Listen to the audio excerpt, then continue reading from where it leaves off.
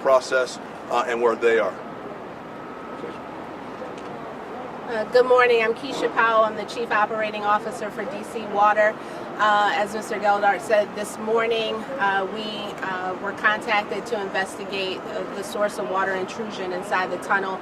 By about 9 a.m. this morning, the teams had been able to isolate the mains that are in question. There's about 3 mains in question here, and the team is continuing to assess.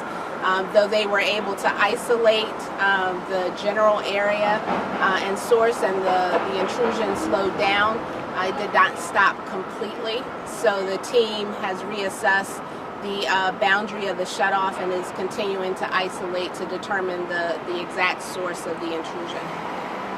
Ma'am, where specifically are you seeing water? We're seeing water inside of the tunnel. Over which street? This is the 3rd Street tunnel. Right. It's intruding inside. The 3 mains, do they run below K Street? No, they run along the ceiling of the tunnel. So, but Below K beneath Street. K Yes. Street? Yes. So there are 3 mains beneath K Street that are leaking.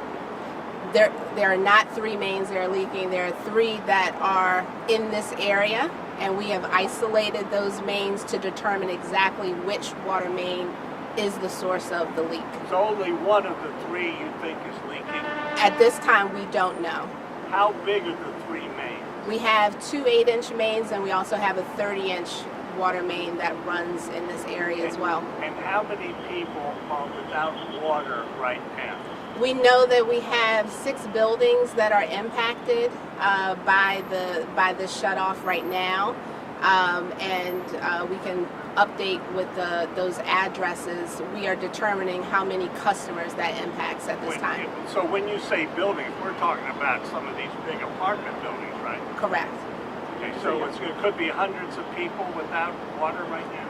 That is right. We're trying to estimate the number of customers that are impacted. And how long do you think it'll be before you can open this tunnel and get water to those customers? We're continuing to investigate the exact source of the intrusion. From that point, we will make a determination in working with DDOT, and that we'll leave that to them as they continue to assess with us what the impacts are to the structure. Have you made plans to provide water to the customers who don't have water service? Yes, we are working to stage water. We're working with HSEMA to stage water in this area for any customers that may need it. Customers should call our command center should they need, our emergency command center should they need water. When you say a building's impacted, does that mean no water, little water? It means either no water or low water pressure. Okay, folks, again, we are early in this process, as you hear. We do have folks both from the city and from DC Water, our HSEMA and DC Water going into the buildings, making sure we're doing what we can for the folks. On the fire suppression side, we have taken a look at that already as well.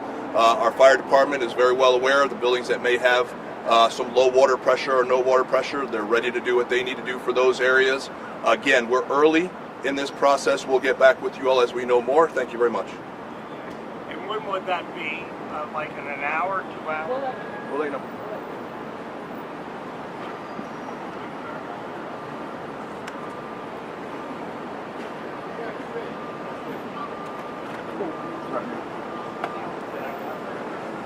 Greg.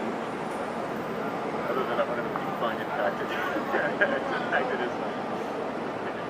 So, if there's a fire in one of these buildings, what's going to happen?